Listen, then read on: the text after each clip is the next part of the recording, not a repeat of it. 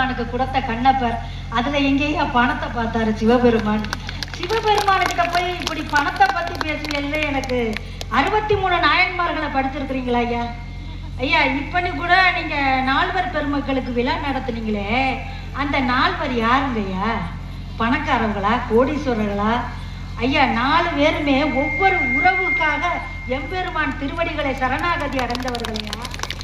ஐயா முதலாக இருந்தவர் ஞானசம்பந்தர் என்னவனா தங்க அப்பான்னு எம்பெருமானை வேண்டி வேண்டி அவர் கும்பிட்டவர் பாடினவருங்க. 2வது ஐயா ஒவ்வொருத்தரும் அந்த நால்வர் பெருமக்கள் உறவுக்காக நண்பனாக தோழனாக காதலனாக காதலியாக எம்பெருமான சரணாகதி அடைந்த இந்த மண்ணில் போய் பணத்தை பற்றி சிவபெருமான் கூட ஒப்பிட்டு பேசுறீங்களே, இது நியாயமாங்கய்யா? அடுத்து என்னமோல சொன்னாரு, திரைக்கடல் தேடியும் திரவியம் தேடுன்னு சொன்னாங்களே, திரவியம் தேடுறதுக்கு திரைக்கடலுக்கு போங்கன்னு சொன்னாங்களே, பட்டினத்தாரை பத்தி நீங்க கேள்விப்பட்டது இல்லையா ஐயா? பட்டினத்தார் மையன் திரைக்கடல் கோடி திரவியம் தேடிக்கிட்டு கட்டுக்கட்டா கொண்டுகிட்டு வந்தாரு. பட்டினத்தாரை பத்தி உங்களுக்கு எப்படியா தெரியும்? தன்னுடைய செல்வம் அத்தனையும் தூக்கி வீசிட்டு அவர் எழுதின ஒரே ஒரு எழுத்துக்களுக்காக என்னையா எழுதினாரு உங்க எல்லாருக்கும் தெரியும். காதருந்த ஊசியும் வாராது கடை வலிக்க, இதை எழுதினார் ஐயா பட்டினத்தார் மயன். அதை பார்த்துப்புட்டு தன்னோட செல்வம் அத்தனையும் துறந்து விட்டு அவர் போகலையா? அதெல்லாம் இருக்கட்டையா. இப்ப நீங்க ஒரு கோயில் கட்டுறீங்களே, அது என்ன பணக்கார தெய்வத்துக்கு கோயில் கட்டுறீங்களா? ஏய்யா செல்வத்துக்காக லட்சுமி தேவிக்கா கோயில் கட்டுறீங்க? வள்ளலாருக்கு கோயில் கட்டிக்கிட்டு இருக்கீங்கயா. வள்ளலாருக்கு இந்த ஊரெல்லாம் எப்பேற்பட்ட ஊரு, இந்த உறவுகள்லாம் எப்பேற்பட்ட உறவுகள். இங்க வந்து பணத்தை பத்தி பேசுறீங்களா ஐயா? வள்ளலாரு வாடிய பயிரை கண்ட போதெல்லாம் வாடினேன்னு சொன்னவரியா. ஒரு உயிர் வாடினாலே அவருக்கு பொறுக்காது. பணத்தை எங்கே கொண்டுகிட்டு போங்க வள்ளலார்கிட்ட. ஏய்யா வள்ளலாருக்கும் பணத்துக்கு ஏதாவது சம்பந்தம் இருக்கா? என்னங்கய்யா நீங்க பேசுறது? அதுக்கப்புறம் மகாபாரதத்தை பத்தி பேசினார். மகாபாரத பஞ்சபாண்டவர்கள்னு யாருன்னு தெரியுமா ஐயா? ஐயா ஒற்றுமையாக அண்ணன் தம்பி இருக்கன்னு பஞ்சபாண்டவர்களை பார்த்து கத்துக்கிட்டவங்க. அவரை பத்தி நீங்க மகாபாரதத்தை எடுத்து பேசுறீங்களே, பணத்தோட சேர்த்து நீங்க பேசுறீங்களே. பஞ்சபாண்டவர்கள் எப்பேற்பட்டவர்கள், என்ன சொல்றதுன்னே தெரியல. பணம் பணம் என்று ஆமா ஐயா. உறவுகள்ல தாய் தகைப்ப இந்த மொய்யை பத்தி பேசினார். ஆமா தங்கச்சி வாங்க நிறைய கொண்டுகிட்டு போனா தான் வாங்குவா. ஆமா பணம் நிறைய இருந்தா தான் அண்ணான்னு கூப்பிடுவான். அப்படியெல்லாம் இல்லைங்கய்யா. ஐயா பாடுங்க ஐயா. தென்பாண்டி தமிழே என் சிங்கார குயிலே, தென்பாண்டி தமிழே என் சிங்கார குயிலே, இசை பாடும் ஒரு காவியம் இது ரவிவர்மாவின் ஓவியம். பாசம் என்னும் மாலை பாடவே 1000. தென்பாண்டி தமிழே என் சிங்கார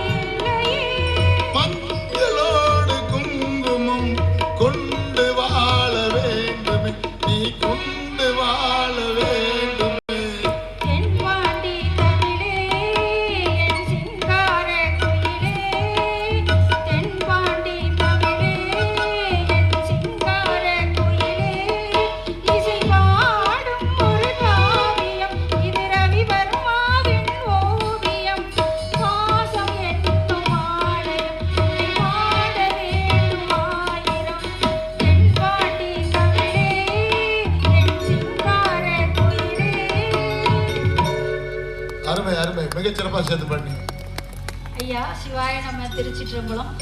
இந்த உறவுகளுக்காக எவ்வளவோ பேரு ஆமா அவங்க நீங்க பார்த்துருப்பீங்க. தீ மிதிக்கிறதும் பூ மிதிக்கிறதும் இதெல்லாம் பணத்துக்காக அவங்கெல்லாம் விரதம் இருக்கிறதும் இதெல்லாம் நீங்கள் பார்த்துருப்பீங்க. எத்தனையோ கோயில்களுக்கு நீங்கள் செஞ்சுருப்பீங்க. அவங்கெல்லாம் எதுக்காக இங்கே செய்கிறாங்க? பணம் வரணும். பணம் வரணும்னா மனைவி நல்லா இருக்கணும், குழந்தைங்க நல்லா இருக்கணும், பெற்றோர்கள் நல்லா இருக்கணும், தனக்கு குழந்தை பிறக்கணும் அப்படின்னு உறவுகளை மேம்படுத்தி கொள்வதற்காக தான் அத்தனை பேரும் விரதங்கள் இருக்கிறார்கள். அது உங்களை எல்லாருக்குமே தெரியும். ஆமாம், சிவாயிடம எம்பெருமான நினைத்து நினைத்து உருகி உருகி பாடி பாடி அத்தனை பேருமே பொருளை ஈட்டி செல்வதற்காக எம்பெருமான் கிட்ட செய்யலை. இப்ப கோயில் கட்டினதே உங்கள் எல்லா உறவுகள் எல்லாம் ஒன்று சேர்த்து உறவுகள் நல்லா இருக்க வேண்டும் அப்படின்னு தான் இந்த கோயிலே கட்டியிருக்காங்க. பணம் வரணும், காசு வரணும் அப்படின்னாக்க அந்த மாதிரி எந்த செயலையும் செய்ய முடியாது. பணத்துக்காக அப்படின்னு எந்த உறவுகளும் அந்த பணத்தை தேடி அலைந்து கொண்டே இருப்பதில்லை. அப்படியே பணம் நீங்க சம்பாரிச்சா யாருக்கு சம்பாதிக்கிறீங்க? நீங்க மட்டும் அப்படியே வச்சுக்கிறதுக்கா? உங்களுக்கு மட்டும் வீடு கட்டிக்க, உங்களுக்கு மட்டும் வாசல் கட்டிக்கும், பொண்டாட்டிக்கு வீடு கட்டிக்க, பொண்டாட்டிக்கு நகை பண்ணி போடணும், பெத்த மகளை படிக்க வைக்கணும், அதெல்லாம் என்னங்கய்யா? உறவுக்காகத்தாங்கய்யா நீங்க சம்பாரிச்சுக்கிட்டு இருக்கிறீங்க. இந்த பணத்துக்காக நீங்க பணத்தை சம்பாரிச்சு சேர்க்கறதுக்காக சம்பாதிக்கல. உறவுகள் நல்லா இருக்கணும், உறவுகள் மேம்படணும், உறவுகளோட ஒன்றி வாழணும், உறவுகளை நல்லா மேம்படுத்தணும், எல்லாரையும் வாழ வைக்கணும் அப்படிங்கிறதுக்காக தான் இந்த பணம். அதை சேர்த்து சேர்த்து இந்த பணமே முக்கியம்னு சின்ன குழந்தைகளுக்கெல்லாம் நீங்க சொல்லி கொடுத்துடாதீங்க. ஏன்னா சின்ன வயசுல நீங்கெல்லாம் ஒவ்வொரு கதைகளையும் நினைத்து நினைத்து ஆனந்தப்படக்கூடிய கதைகள் எல்லாம் இருக்கு. சின்ன வயசுல எங்க அம்மா என்ன பண்ணுவோம், அவங்க பெரியம்மா வீட்டுக்கு போவோம். இப்பெல்லாம் பெரியம்மா வீடு, சித்தவா வீடு, அவங்க வீட்டுக்கெல்லாம் இப்போ போக விட மாட்டேங்கிறாங்க பெற்றவங்க. எல்லாரோடையும் கூடி வாழ வைங்க குழந்தைங்களை. இது சித்தி, இது சித்தப்பா, இது அத்தை, இது அத்தை மகன் அப்படியெல்லாம் சொல்லி வளங்க. அப்படியே பொத்தி பொத்தி அவங்களோட பேசாத இவங்களோட பேசாதேன்னா அப்படி வளர்க்காதீங்க. அந்த குடும்பத்தோட சேர்த்து எல்லாரோடையும் வாழ வைங்க. நீங்க நல்லா சண்டை போட்டுக்கிட்டாலும், பெரியவங்க சண்டை போட்டுக்கிட்டாலும் குழந்தைங்களுக்கு சொல்லி கொடுக்காதீங்க. இந்த சண்டை போட்டுக்கிட்டோம் அவளோட பேசாத அப்படின்னு சொல்லி வைக்காதீங்க. நாங்கள் எப்படியோ சண்டை போட்டுக்கிறோம், நீங்கள் 2 பேரும் ஒன்றா விளையாடுங்கிறதுக்கு நாங்கள் உதாரணம். அதாவது எங்கள் அக்கா கற்பகம் சின்ன வயசுலேருந்து நானும் அவளும் பெரியப்பா மக்கள் சித்தப்பா மக்கள். எங்கள் அம்மாவும் அவள் அம்மாவும் என்ன பண்ணுவாங்க, ஒரு ரோடு இந்த பக்கம் 10 சென்டர் வீடு 3 வீடு கட்டி கொடுத்துட்டாரு எங்கள் தாத்தா. ஒரு மில்லு கட்டி கொடுத்துட்டாரு, கடையெல்லாம் கட்டி கொடுத்துட்டாரு. நல்ல பொழுதுபோக்கு. அப்போல்லாம் டிவி இல்லை, செல்லு இல்லை. என்ன பண்ணுவாங்க, சமைப்பாக சாப்பிடுவாங்க, சண்டை போடுவாங்க, சமைப்பாக சாப்பிடுவாங்க, சண்டை போடுவாங்க. இதை நாங்கள் 2 பேரும் பார்த்துக்கிட்டு இருப்போம். காப்பி போட்டு கொடுப்போம். சரி சண்டை போடுங்கன்னு காப்பி போட்டு கொடுப்போம். காப்பியை குடிச்சுக்கிட்டே சண்டை போடுவாங்க. என்ன பண்ணுவாங்க, எங்கள் அக்கா கற்பகம் அந்த பக்கத்து எங்கிட்ட சண்டை போட்டுக்கிட்டு இருக்கும்போது இப்படி அங்கிட்டு வாடி அப்படின்னு கூப்பிடுவாங்க. நான் அங்கிட்டு போவேன். 2 பேரும் ஒன்றா கடைசி வரைக்கும் சின்ன பிள்ளையிலேருந்து ஒன்றா பள்ளிக்கூடத்துக்கு போகிறது, ஒன்றா வர்றது எல்லாம். அவங்க 2 பேரும் சண்டை போட்டுக்கிட்டே இருப்பா. வருஷம் முழுக்க 2 பேரும் செத்தே போயிட்டாங்க. ஆமாம், சண்டை போட்டே செத்து போயிட்டாங்க. அந்த உறவுகள் அப்படி இருக்கு. ஆனால் நானும் எங்கள் அக்காவும் சின்ன வயசு இப்போ அவளை பார்த்தா கூட சின்ன பிள்ளையில பழகின ஞாபகம் தான் இருக்குமே தவிர அந்த உறவு தான் இருக்குமே தவிர பணம் அதெல்லாம் அந்த கண்ணுக்கு தெரியாது. நல்லா இருக்கிறாடின்னு ஓடி போய் கட்டி பிடிக்கிறது. ஆமாம், அந்த மாதிரி உறவுகளை வளர்த்துக்கங்க. பின்னாடி வர்ற சந்ததியினர்கள்லாம் பணத்து பின்னாடி ஓடிடாதீங்க, தயவு செய்து சொல்கிறேன். பணம் கெட்ட வழிகளை அதை கொண்டுக்கிட்டு போயிடும். இது ஒரு சின்ன ஒரு கதையும் சொல்லிடுறேன். என் ஃப்ரெண்டு ஒருத்தி இருந்தா, நாங்கள் எல்லாருக்கும் தெரியும். அவள் போயிட்டு இருந்தபோது ஒரு நாள் வாடி ஸ்கூல்லேருந்து போவோம் வீட்டுக்கு அப்படின்னு சொல்லி கூட்டிகிட்டு போயிட்டு அதுக்கப்புறம் மறுநாள் கிளம்பி வர்றதுக்காக அவளை கூப்பிட்டேன். அழுதுகிட்டு இருந்தா. ஏன்ட்டு இப்படி அழுகிற? தேம்பி அழுதான். இங்கே பாரடின்னு காலை காமிச்சான். முட்டிக்கு கீழே இத்த பெருசு சூடு அம்மா வச்சிருக்காங்க. இத்த பெரிய சூடு பெத்த மகளுக்கு வச்சாங்க. எதுக்குடி இவ்வளவு பெரிய சூடு வாங்கினேன் அப்படின்னு கேட்டேன். அங்கேருந்து எங்கள் அத்தை வந்தாங்க. திருடுனாக்க என்ன பண்ணுவேன், சுட்டுத்தான் வைப்பேன் அப்படின்னாங்க. தன்னோட மகளை பொம்பளை பிள்ளைன்னு பார்க்காம இத்த பெரிய சூடு எதுக்காக வச்சாங்க? உறவுகள் கெட்ட விஷயங்களுக்கு தடை போடும். அவர்களை கெட்ட விஷயங்களை கொண்டு போகாது. பணம் பாதாள வரை கெட்ட விஷயங்களுக்காக கொண்டு போகும். நீங்கள் பார்த்துருப்பீங்க, எங்கும் ஒட்டி வச்சுருப்பாங்க. ஆமாம், என்னென்ன ஒட்டி வச்சுருப்பாங்கன்னா, இது பின்னாடி நீங்கள் வாங்காதீங்க, பணம் வாங்காதீங்க, ஆமாம் அப்படின்னு போட்டு வச்சுருப்பாங்க. எதுனாக்கா இந்த கிம்பளம் வாங்காதீங்க, அதுக்கு பேர் என்னமோ சொல்லுவாங்க. அதெல்லாம் ஒட்டி வச்சுருப்பாங்க. லஞ்சம் வாங்காது. அது கூட எனக்கு வாயில் வர மாட்டேங்குது.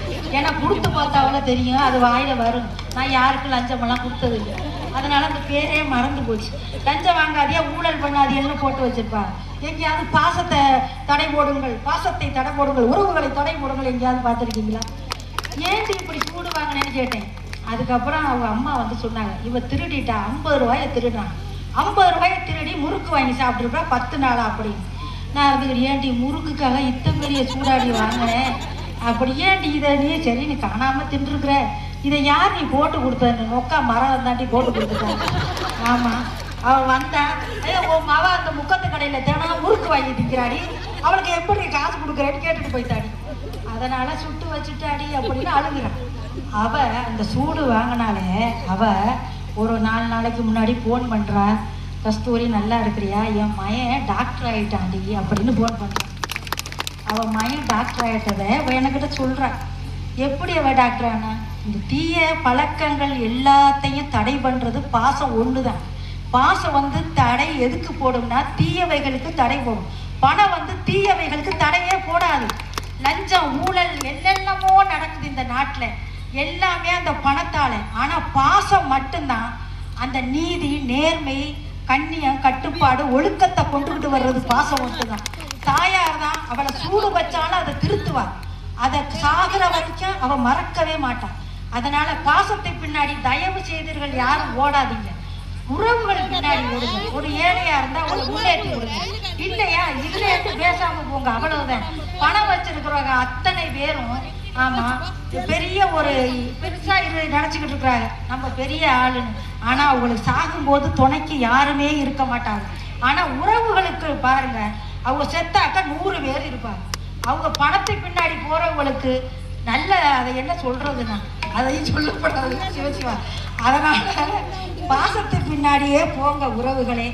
உறவுகள் என்றும் இணைக்கும், என்றும் வாழும், என்றும் என்றும் எம்பெருமான் திருப்படியை நினைந்து நினைந்து ஒற்றுமையாக வாழும் என்று சொல்லி இந்த உறவுகளுக்காக என்னை பேச அழைத்த இந்த நடுவர் அவர்களே உங்களுக்கு ரொம்ப நன்றி. எனக்கு பேசவே தெரியாது, பாட சொன்னா பாடுவேன், ஆட சொன்னா ஆடுவேன், எனக்கு பேசவே தெரியாது. என்னை பேசுறதுக்கு 2 வருஷமா வாப்பா வாப்பான்னு கூப்பிட்டாங்க. தெரியாதனமா வந்து ஏதோ எனக்கு தெரிஞ்சதை பேசிவிட்டேன். தவறு இருந்தா மன்னிச்சுக்கோங்க, நல்லா இருந்தா ஏற்றுக்கங்க, அவ்வளவே. நன்றி, வணக்கம். அருமை அருமை. கஸ்தூரிக்கு இந்த மாதிரி எல்லாம் கைதுட்டு பார்ப்போம். முதல்ல தம்பி குமரன் பேசும்போது பணம் கட்சி அப்படி உயர்ந்து இருந்துச்சு.